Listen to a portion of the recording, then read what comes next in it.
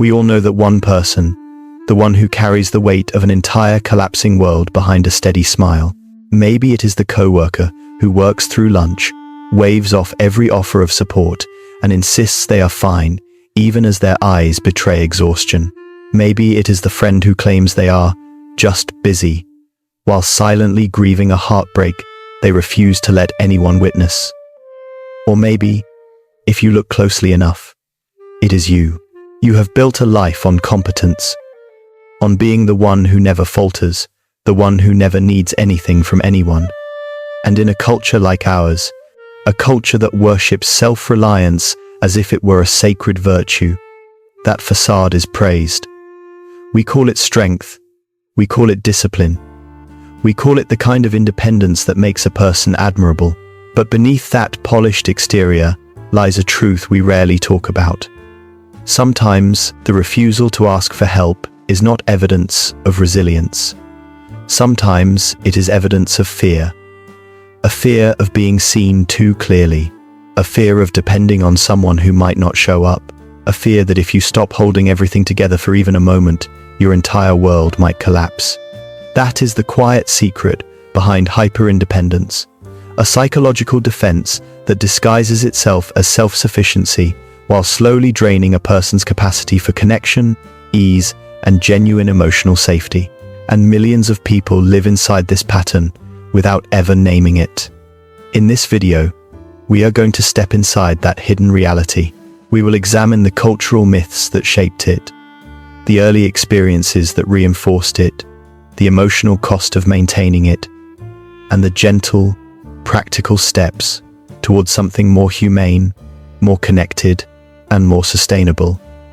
By the end, you may discover that what you've been calling strength has really been armor, and you may finally understand that real strength begins the moment you allow yourself to set that armor down. Let's begin. For generations, we've been taught a story about what it means to be strong. It is a story passed down through movies, books, national myths, and the quiet expectations that shape us long before we realize they're there. In this story, the hero stands alone. They face adversity without leaning on anyone. They rise by sheer willpower. They succeed because they never need help. This narrative is so deeply woven into Western culture that many people absorb it without question. It becomes a silent standard, a yardstick against which we measure our worth. If you can carry everything yourself, you are admirable. If you can endure without leaning on others, you are powerful. But if you need comfort, reassurance, or emotional support, something must be wrong with you. The problem is that this story, while inspiring on the surface, does not match the reality of human psychology. From an evolutionary standpoint, we are not built for solitary survival. Our species thrived because we lived in groups, because we cooperated, because we relied on each other for protection, knowledge, and belonging. Interdependence is not a weakness. It is the foundation of our survival. Every scientific field that studies human behavior confirms this. Attachment theory shows that connection is essential for emotional development. Neuroscience shows that isolation activates the same regions of the brain associated with physical pain. Sociology shows that communities with high social cohesion are healthier and more resilient. Yet, despite this overwhelming evidence, the myth of the self-made individual persists.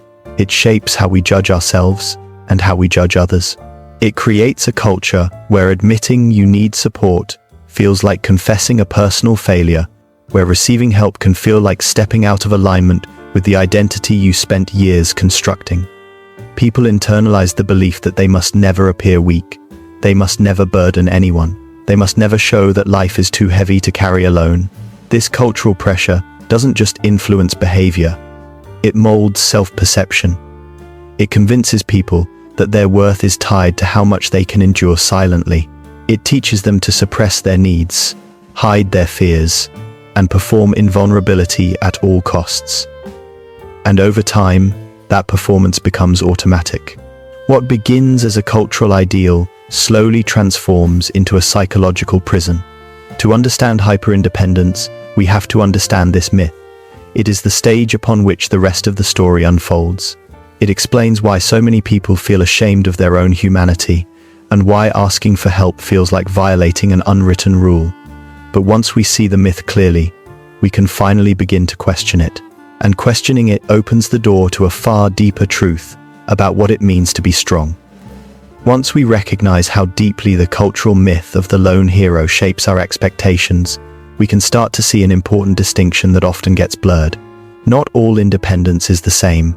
There is a version of independence that is healthy, grounded, and rooted in genuine confidence. And there is another version that looks almost identical on the outside but is driven by fear, insecurity, and emotional survival instincts. Understanding the difference between these two is essential. Healthy independence grows from a steady sense of self. It reflects an ability to regulate emotions, make decisions, and handle responsibilities without collapsing under pressure. A person with healthy independence knows they are capable, but they also understand that their value does not decrease when they need support. They can stand on their own, yet they can also lean on others without feeling ashamed. Their autonomy is flexible rather than rigid. Hyperindependence, however, operates by a different psychological logic. Instead of being a choice, it becomes a compulsion. It is the instinctive belief that relying on anyone for anything is dangerous. It is the voice that whispers, "You must do everything alone, or you will lose control."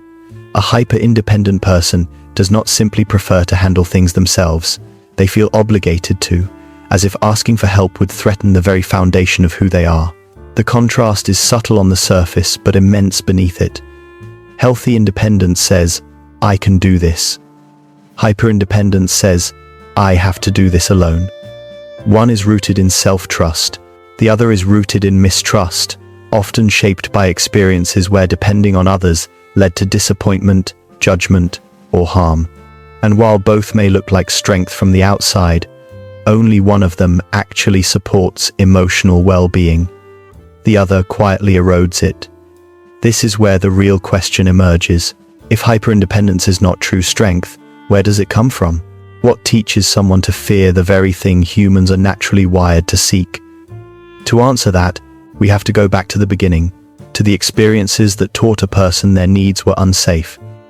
Understanding the psychological roots of hyperindependence requires us to look beneath the surface and move past the assumption that it is simply a preference or personality quirk. What looks like extreme self-sufficiency in adulthood is almost always the result of patterns formed long before a person had the language to explain them.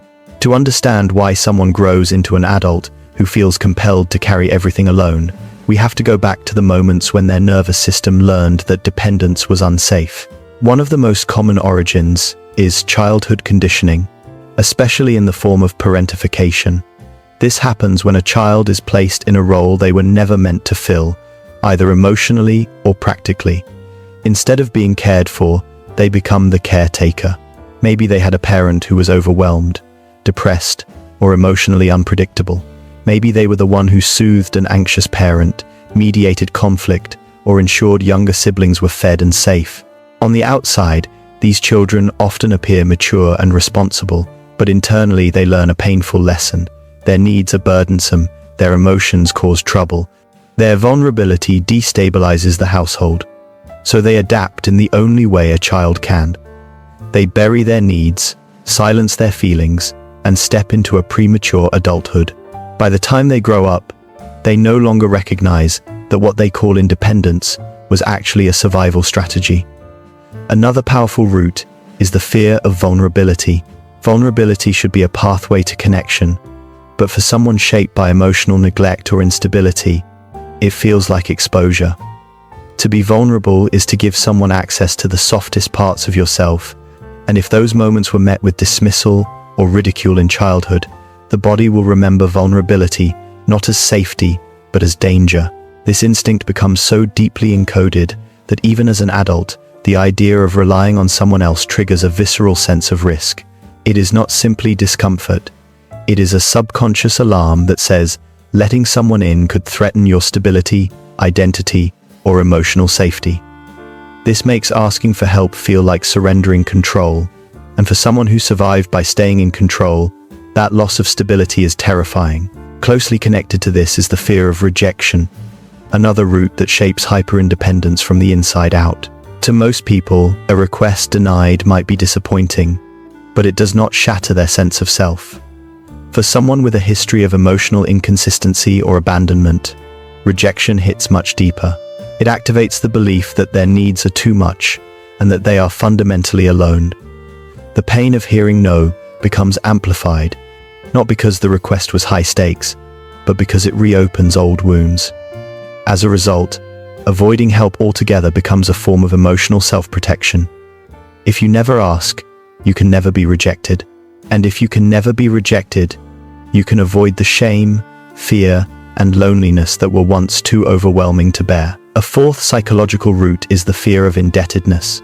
This often develops in people who grew up around controlling, manipulative, or unpredictable caregivers.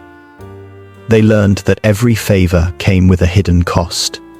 Help was never simply help. It was leverage.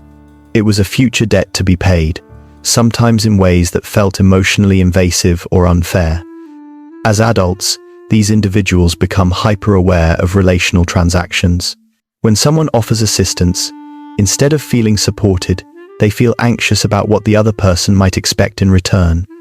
The simplest act of generosity feels like stepping onto unstable ground. The fear of owing someone something leads them to decline help, even when they desperately need it. Accepting assistance feels riskier than enduring alone. The final and most intense root of hyperindependence is trauma and betrayal. This is where self-reliance stops being a habit and becomes a vow. Someone who has experienced profound betrayal, especially by those they relied on, often internalizes a simple and devastating belief. Trust leads to pain. Perhaps they opened up to a partner who abandoned them at their most vulnerable moment. Perhaps a friend weaponized their secrets. Perhaps a parent dismissed their cries for help. Whatever the scenario, the wound teaches the nervous system that relying on others is not merely unreliable, but dangerous. In the aftermath of such experiences, people construct emotional armor, not out of preference but necessity. They promise themselves they will never be hurt like that again. They decide that they will survive on their own terms and that no one will ever get close enough to cause that level of pain. The walls they build are thick, reinforced by years of disappointment, fear, and self-preservation. And as time passes, those walls begin to feel like identity. These 5 roots do not exist separately. They weave together, creating a psychological landscape where independence becomes the only safe position. A child who was parentified learns to fear vulnerability. Someone who fears vulnerability becomes hypersensitive to rejection. Someone who fears rejection avoids indebtedness. Someone who has been betrayed cements these patterns into a lifelong strategy. Hyperindependence is not a reflection of strength. It is a reflection of everything a person had to survive, of every moment when they learned that leaning on others was unsafe. It is a strategy that helped them endure, adapt, and protect themselves in environments that did not meet their emotional needs. But while it may have helped them survive the past, it quietly restricts their ability to thrive in the present. And unless these roots are uncovered, understood, and gently rewired, the person inside the armor may never realize that what once kept them safe is now keeping them alone. When hyperindependence becomes a person's default mode of living, the emotional and psychological costs accumulate quietly, often without their awareness. What began as a necessary survival strategy transforms into a way of life that slowly erodes their well-being. The armor that once protected them becomes the very thing that exhausts them. One of the most immediate and unavoidable consequences is chronic burnout. A hyper-independent person takes on everything because they believe they must. They rarely delegate, rarely rest, and rarely acknowledge the limits of their own capacity. Their nervous system is constantly in a state of readiness, as if life is an endless series of crises they alone must manage. Over time, this leads to emotional depletion, physical fatigue, sleep disturbances, and a general sense of being overwhelmed. They live as if they are always one step away from collapse, and in the long run, the body will enforce boundaries the mind refuses to set. But burnout is only the beginning. Beneath the relentless productivity and flawless exterior lies a profound and aching loneliness. Hyperindependence isolates. It convinces a person that they cannot reveal their true feelings or struggles without risking judgment or rejection. They create relationships where they are the caretaker, the strong one, the stable one, but never the person who receives. As a result, they may be surrounded by people, yet feel emotionally unseen and unsupported. No one knows the full truth of their inner world because they never allow anyone inside. The loneliness that follows is not the loneliness of being alone, but the loneliness of being unknown. This emotional distance inevitably shapes the quality of their relationships. Without vulnerability, relationships remain surface level. They may have acquaintances, colleagues, even long-term partners, but the depth that creates emotional intimacy never fully develops. True closeness requires mutual exposure, a willingness to share fears, needs, and insecurities. When one person constantly performs strength, the connection becomes unbalanced. Their partner or friends may feel shut out, unnecessary, or even inadequate. The hyper-independent person may find themselves in relationships that feel strangely hollow, wondering why they can never access the warmth and closeness they secretly crave. And as this pattern repeats, resentment begins to grow. This is one of the most painful and ironic consequences. The hyper-independent person, who refuses help time after time, eventually looks around and feels abandoned. They may think no one ever shows up for them, no one checks in, no one anticipates their needs. They forget that they trained everyone around them to believe they didn't need support. They feel invisible while simultaneously making themselves unreadable. The resentment that builds is often directed outward, but beneath it lies an even deeper self-blame, a quiet recognition that the fortress they built for protection has become a cage. These hidden costs reinforce the cycle. Burnout convinces them that they can't rely on anyone. Loneliness deepens their belief that they are fundamentally alone. Shallow relationships confirm the idea that no one can be trusted with their vulnerability. Resentment leads them to withdraw even further. Each consequence becomes evidence, supporting the very fears that created the hyper-independence in the first place. And so the cycle tightens. What makes these costs so devastating is that the person living inside them rarely realizes that another way is possible. They believe their exhaustion is normal, their isolation is inevitable, and their emotional disconnection is simply who they are. But none of this is innate. It is learned, and anything learned can be unlearned. The hidden costs are not signs of failure. They are signals that the armor has become too heavy, that the strategy is outdated, and that the human need for connection is pushing back against years of suppression. Recognizing these costs is the beginning of change. It is the moment when a person can finally say, maybe I don't have to live like this. Healing from hyperindependence does not begin with tearing the armor off.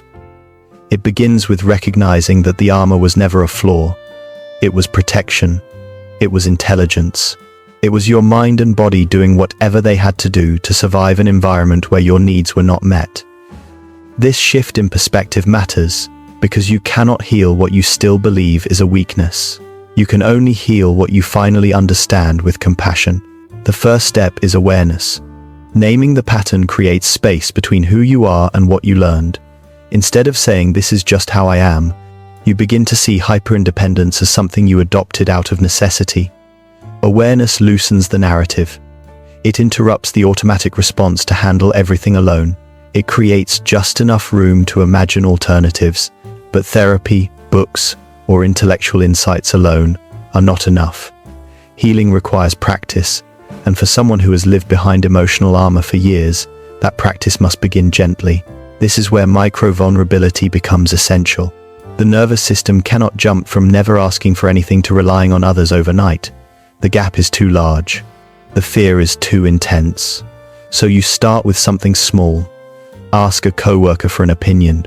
Ask a friend to help carry a bag. Ask someone what they think you should order at a restaurant. These small moments are not about the task. They are about retraining your body to understand that asking for help does not lead to rejection, ridicule, or loss of control. You are teaching your nervous system that support can be neutral or even comforting. As these moments accumulate, something shifts inside. The next step is reframing vulnerability. Our culture has taught us that vulnerability is exposure. Psychology teaches us that vulnerability is connection. Research consistently shows that emotional openness is the cornerstone of intimacy, trust, and long-term relational stability. Strength is not the refusal to need others. Strength is the ability to acknowledge your humanity without shame. When you allow someone to see your real emotions, you create an opening where genuine closeness can grow. Finally, healing requires choosing safe people and taking gradual, intentional risks with them. Not everyone deserves access to your inner world, and not everyone will handle your vulnerability well. The goal is not to trust indiscriminately. It is to trust selectively, with people who respond with warmth, consistency, and care. These small relational experiments slowly rewrite the old narrative that dependence equals danger. Over time, you learn that connection is not a threat, but a resource. The path to healing is not dramatic. It is slow, steady, and deeply human. It is the process of remembering that you were never meant to carry everything alone. When you step back and trace the threads of hyperindependence, you begin to see that the armor you've carried for so long was never a sign of failure. It was a sign of strength, built in moments when you had no other choice. But armor, no matter how necessary it once was, becomes heavy when worn for a lifetime.